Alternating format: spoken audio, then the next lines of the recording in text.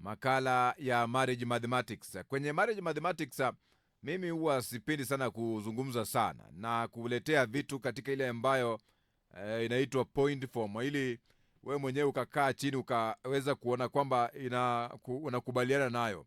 Mwanzo tungependa sana uweze kusimama na kituo katika hatua yake uratibu, kwenye hatua ya kununua transmitter yenye uwezo wa kurusha matangazo yake mbali na kwa njia nzuri atakayotanua wigo letu na kuwafikia mamilioni ya watu kwa njia ya FM.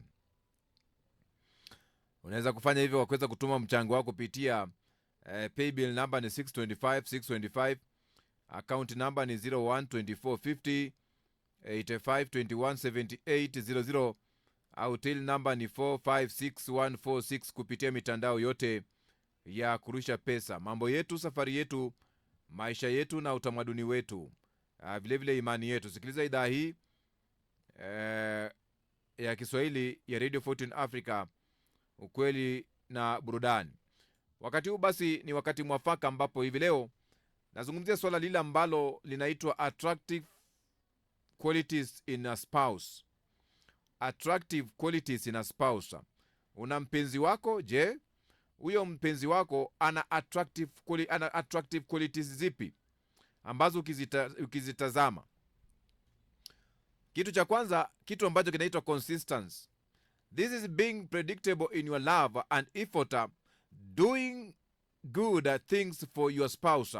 Not because that is what your spouse wants you to do, but that is what you have chosen to do in all seasons. You are not doing because he has money.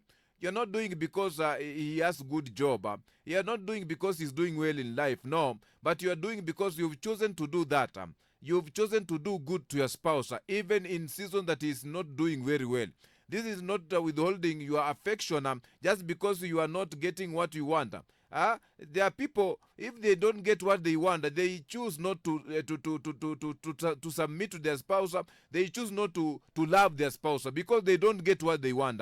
This is not doing or saying nice things in the heat of the moment, or when you two are solving things, when reverting back to no effort. This is putting in the effort daily. Every day you choose to put efforts in your relationship, in your marriage, and when you do that way, it is a consistency. Not because today he doesn't have money, today he doesn't have a job, I'm choosing not to respect that man, I'm choosing not to love that lady because of what he is going through. No, you are not going to do that. You have to choose to have that consistency, and that is attractive in every spouse.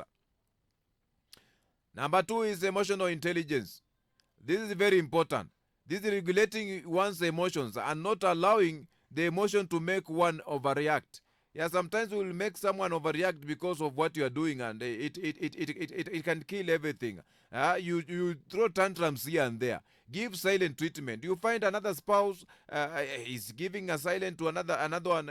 That silent treatment is not good. They escalate tensions. Sometimes when tensions are there, can you be able to escalate tensions, insult or do irrational things? You find someone can be doing irrational things. This is taking charge of one's emotions.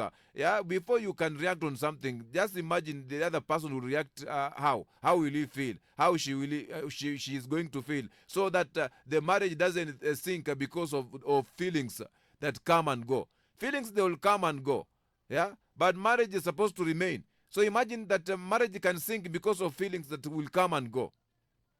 Very dangerous. Number 3, thoughtfulness. This is paying attention to your spouse details daily. Listening. Listening. Being sensitive to the needs of your spouse, not just your own. Don't think about yourself. You only think about yourself is being selfish. This is including your spouse in your equations and thinking of ways to make life easier for your spouse, ways to make your spouse smile, meeting your spouse need without them asking. Don't make them ask what you're supposed to give them. If you have it, just give them. Don't wait for them to ask so that you can give them. Number 4, teachability. Teachability. I've repeated that one 3 times. I can do it for the 4th time. Teachability in a marriage. Teachability is very important. This is knowing that you don't know everything. You cannot be able to know everything. Being humble enough to accept correction. This is approaching conversation with an open mind. When you approach a conversation with an open mind, seeking to understand, this is allowing your spouse to teach you some things that he knows or she knows and you don't know, to bring to your attention your blind spots, to improve on your wickedness and show you the way. That's how the beauty of marriage is all about. Number 5 is empathy. Yeah, when people talk about empathy, what do you think about? This is caring about your spouse, pain and tears. Yeah, sometimes people go through some shit, they go through some hell. You are supposed to be there to give them a shoulder to lean on. You are supposed to be there to wipe their tears. This being moved by your spouse's struggles, connecting with your spouse when they are low or feel frustrated. This is not only asking your spouse, are you okay? But also helping your spouse to be okay. This makes you a safe space. Yeah, anytime they will find things are not working out, they have hit a dead rock, they will get back home and they will open up to you because you've created that environment. Number 6, vulnerability. This is sharing with your spouse your fears. Yeah, sometimes you go through some things and you fear. When you open up and you share your fears, you share your concerns, you share your dreams, you share your desires, you share your prayer requests, and life journey becomes so easy. This is letting your spouse in so that you get to be known at a deeper level. Yeah, at this particular point, you get to be known at a deeper level. Personal responsibility. Yeah, number 7 is all about personal responsibility. This is putting in the work on yourself so that you show up in the best way possible for your spouse and children. It's not needing a supervision for things you cannot delegate to another person. This makes you easier to do life with. Yeah, and sometimes you can delegate things to your spouse. It's not bad to delegate some issues to your spouse. It's normal. Yeah, when you know his strength, you know she's gifted in this area, you can delegate some responsibility. Number 8, respect. It is very important in any marriage. Respect. This is unconditional treating your spouse with honor. Yeah, especially during storms or argument, you treat him with honor, you treat her with honor, especially when you are in storms and argument. This is choosing not to forget that the value of your spouse. Yeah, she has a value, he has a value. This is holding your spouse in higher regard as a priority. Number 9, self-awareness. Yeah, when you have that self-awareness, this is paying attention to self, being able to know your triggers, sometimes your weaknesses, sometimes your shortcomings, sometimes your potential red flags, so that you don't let them rule your spouse. This is also knowing one's greatness, having healthy self-esteem, being confident in you, yeah, knowing your value, yeah, being secure in you, in yourself, so that you don't see your spouse as a threat.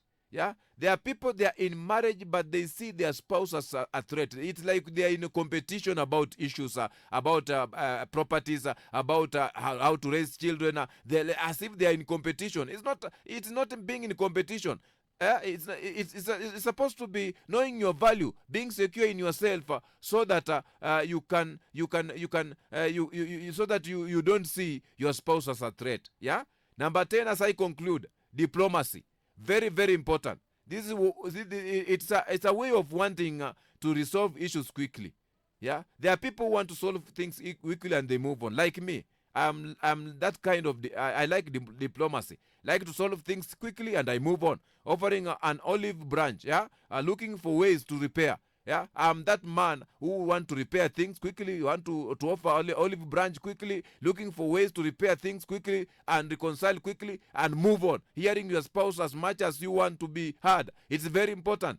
It's very important. Yeah, you hear, yeah, the other side of the story. Yeah, you give a listening here. Yeah, it's very, very important, because you want to create an environment so that you can be productive. And I'm very sure when you go through this particular kind of teachings that I've actually given you today on issues about how you can make attractive and qualities in your spouse, there are 10 of them. You will come back and give me a testimony that one day you taught us about this and that, and it worked for me. I wish you all the best in your marriage. Hiyo imekuwa ni sehemu ya marriage mathematics.